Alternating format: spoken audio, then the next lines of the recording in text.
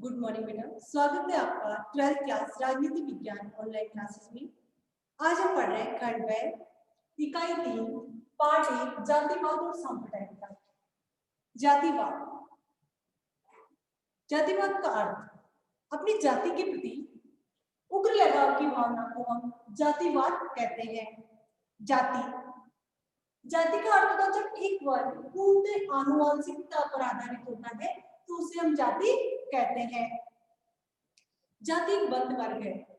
बंद वर्ग अर्थात जाति पर आधारित जो समाज है उसमें अपनी ही जाति में खान पान और वैवाहिक संबंध स्थापित किए जाते हैं, इसलिए जाति को बंद वर्ग कहा जाता है। जाति का स्वरूप। जाति भारत में अति प्राचीन काल से ही विद्यमान है, लेकिन उस समय जो जाति व्यवस्था वेदों में जिस जाति व्यवस्था का उल्लेख है वो पूर्णतः कर्म पर आधारित थी, अर्थात जो व्यक्ति जो कार्य करता था वही उसकी जाति कहलाती थी। लेकिन वर्तमान में जाति व्यवस्था का जो रूप विद्यमान है बहुत ही कठोर है। अब इसमें यह होता है कि जिस परिवार में जिस सदस्य का जन्म होता है वह उसी जाति का कहलाता है। अब जाति आनुवंशिकता पर आधारित हो चुकी है। जाति व्यवस्था पर जो जाति व्यवस्था थी उसका स्वरूप कालांतर में धीरे धीरे बिगड़ने लगा और जो जाति व्यवस्था थी इसमें उच्च जातियों और निम्न जातियों में भेद नजर आने लगा। अंग्रेजी शासन व्यवस्था में अंग्रेजों ने जो जाति व्यवस्था थी इसको भारत की एकता और अखंडता को विकसित करने के रूप में इसको काम में लिया। जाति के आधार पर भारतीय समाज में हिंदू समाज में फूट डालने का प्रयास किया। अंग्रेजी शासन व्यवस्था में जब निर्वाचन व्यवस्था शुरू की गई तो दलितों के लिए पृथक निर्वाचन की व्यवस्था प्रारंभ की गई, लेकिन महात्मा गांधी ने इसका विरोध किया। 1932 ईस्वी में महात्मा गांधी और अंबेडकर के मध्य पूना पैक्ट हुआ, जिसमें दलित वर्ग के लिए जो पृथक निर्वाचन की मांग थी उसको टाल दिया गया। उसके स्थान पर दलित वर्ग के लिए आरक्षण की व्यवस्था का प्रावधान किया गया।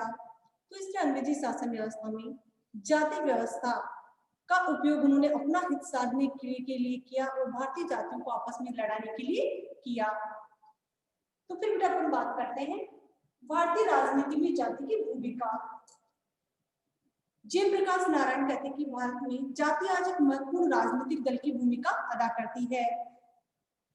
मॉरिस जोन्स जैसे विचारक भी कहते हैं कि राजनीति में जाति और जाति में राजनीति बहुत ही महत्वपूर्ण है। के मेनन का भी मानना है कि स्वतंत्रता प्राप्ति के बाद में राजनीति में जाति का महत्व बढ़ गया है। तो आज हम भारतीय राजनीति में जाति की भूमिका समझते हैं।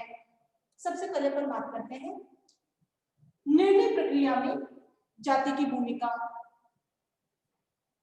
निर्णय प्रक्रिया में जाति की भूमिका का अर्थ है कि जो राजनीतिक व्यवस्था में निर्णय लिए जाते हैं वो जातिगत आधार पर निर्णय लिए जाते हैं। जो जाति के लोग होते हैं अपना संगठन बना लेते हैं और सरकार के निर्णय प्रक्रिया को प्रभावित करते हैं। जैसे अपन बात करते हैं अनुसूचित जाति के लोगों की, वो चाहते हैं कि जो आरक्षण व्यवस्था है वो निरंतर आगे के लिए बढ़ती रहे, हर 10 साल के लिए जिसको आगे बढ़ाया जाता है वो और आगे बढ़े।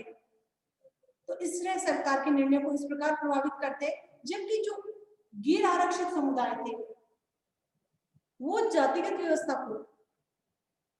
व्यवस्था में सरण लोगों को भी आरक्षण के पक्षधर थे। तो इसलिए जो जातिगत संगठन होते हैं सरकार के निर्णयों को प्रभावित करने में अपनी भूमिका अदा करते हैं।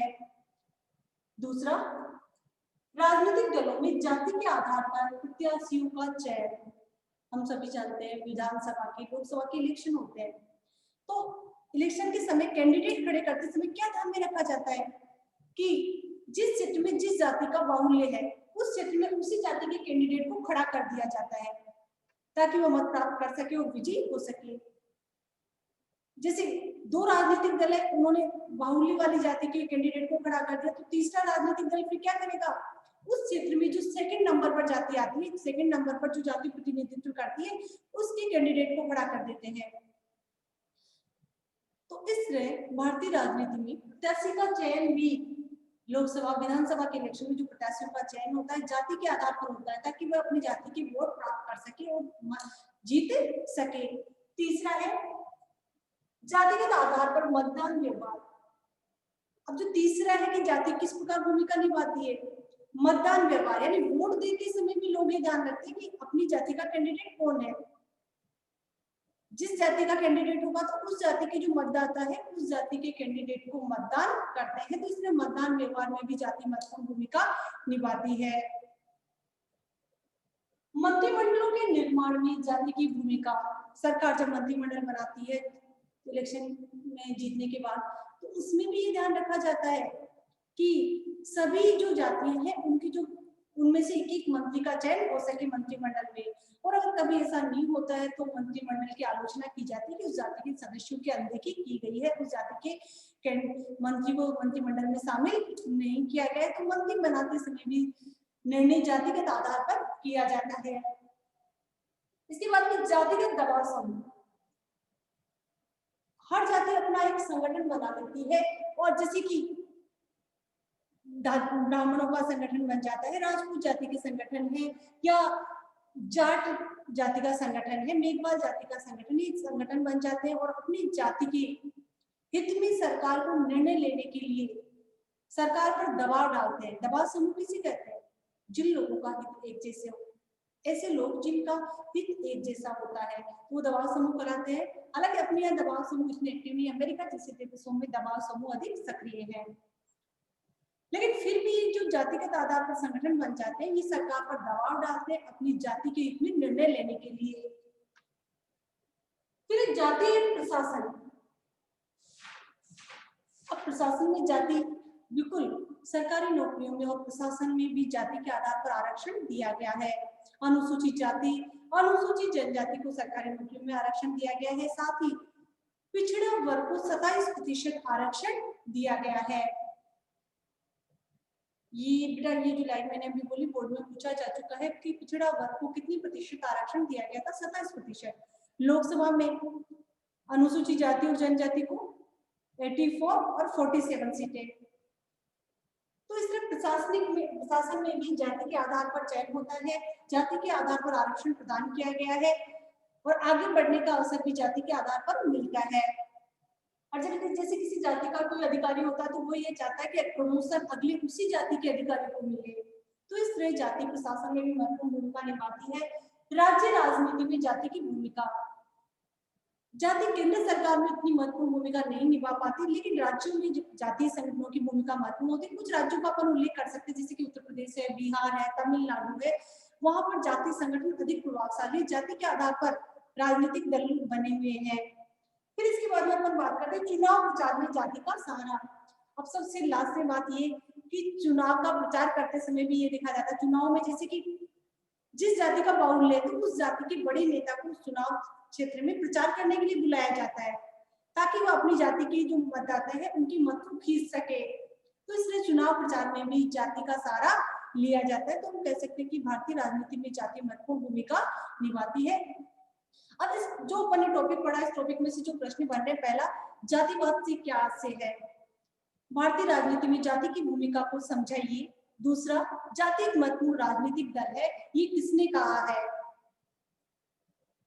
तीसरा प्रश्न, भारतीय राजनीति में जाति और जाति भी राजनीतिक महत्वपूर्ण भूमिका अदा करती है, ये किसने कहा है।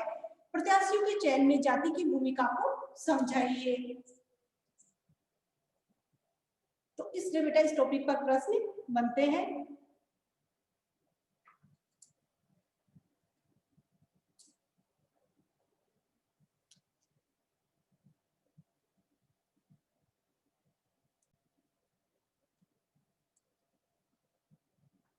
जातिगत राजनीति की विशेषता है। पहली विशेषता है जातीय संघ या जातीय संगठनों ने जाति में अपना समर्थन बढ़ाकर राजनीतिक लाभ या फायदा उठाने का प्रयास किया है। दूसरी विशेषता, शिक्षा, औद्योगिकरण, शहरीकरण, आधुनिकीकरण के बावजूद जातिवाद कम नहीं हुआ बल्कि जातिवाद और अधिक मजबूत हुआ है। क्षेत्र विशेष में कोई जाति ज्यादा प्रभावी होती है, जैसे कोई क्षेत्र विशेष है, जिस क्षेत्र विशेष में जिस जाति का बाहुल्य है या राजनीतिक पेट है तो वो जाति उस क्षेत्र में ज्यादा प्रभावी भूमिका अदा करती है। फिर इसके बाद में जाति और राजनीति के संबंध गतिशील है, निरंतर परिवर्तनशील है। अब अब जाति के प्रभाव, इसके दो प्रकार के, सकारात्मक प्रभाव और नकारात्मक प्रभाव। तो पहले अपन सकारात्मक प्रभाव देखते हैं। जाति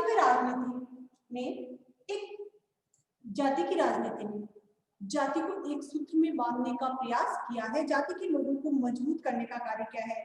दूर दूर रहने वाले जाति पंचायतों के लोग एक दूसरे के पहले से ज्यादा करीब आए, अपनी जाति के हितों के प्रति लोग अधिक सजग हुए हैं और एक दूसरे की समस्या में सहायता करते हैं, अपनी जाति के हितों के लिए राजनीति में फायदा उठाने का प्रयास करते हैं। तो इसलिए जाति की राजनीति ने जाति के लोगों को एक सूत्र में या एक बांधने का प्रयास किया, एकीकरण की भावना उत्पन्न करने का प्रयास किया है। दूसरा, राजनीतिक सक्रियता उत्पन्न की है। जाति की राजनीति में सक्रियता उत्पन्न की है। जाति में अपना दबदबा और अपने हितों की रक्षा के लिए लोग राजनीति में सक्रिय हो गए ताकि अपने जाति के लोगों के लिए अधिक कार्य कर सके। तो इसमें जाति की राजनीति ने लोगों में राजनीति के प्रति सक्रियता उत्पन्न की है, जागरूकता उत्पन्न की है ताकि लोग राजनीति में अधिक से अधिक फायदा उठा सके। फिर इसके बाद में पहले की तुलना में जातियों का महत्व बढ़ा है। जाति की राजनीति ने कुछ जातियों का महत्व पहले की तुलना में काफी अधिक बढ़ा दिया है, उन जातियों को और अधिक प्रभावी बना दिया है। प्रजातंत्र में संख्या बल का फायदा भी उन्हें मिलने लगा है। फिर इसके बाद में सामाजिक संरचना में परिवर्तन। हमारे समाज की जो संरचना थी पहले, जहाँ पर छुआछूत पाया जाता था, बहुत सारी कुरीतियां थी, वो समाप्त हो चुकी है और सामाजिक संरचना में परिवर्तन आया है।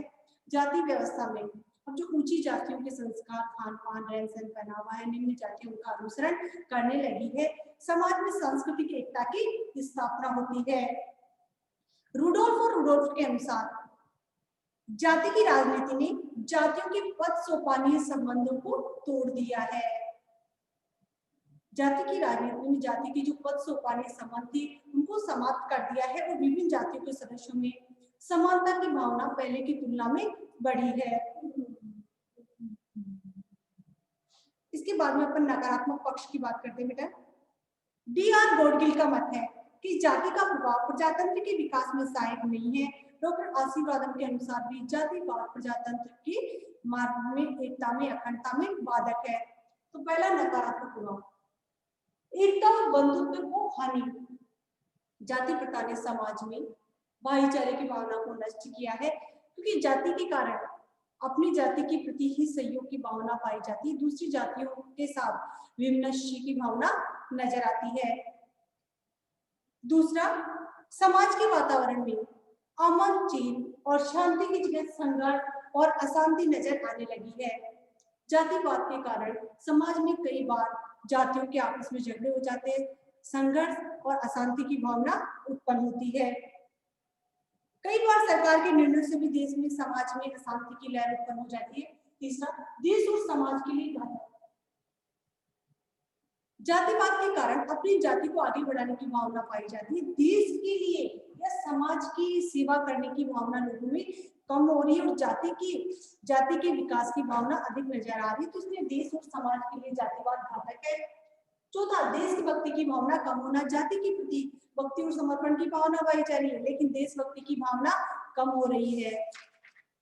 इसके बाद में जातिवाद के कारण राजनीतिक दलों का निर्माण भी जाति के आधार पर होने लगा है। जैसे कि उत्तर प्रदेश में अपन बात कर सकते हैं बहुजन समाजवादी पार्टी की, जो अपने आप को जो निचले स्तर की जाति है उनका दल बताती है। जिसे भारतीय जनता पार्टी के लिए पहले कहा जाता था कि सवर्ण वर्ग से संबंधित पार्टी। तो जाति के आधार पर पार्टियों का निर्माण या दलों का निर्माण होता है। दूसरा, जातिवादी सोच रूढ़िवादिता को बढ़ावा देती है, वैज्ञानिक सोच को निचले स्तर पर लाती है और जो रूढ़िवादी सोच है जाति के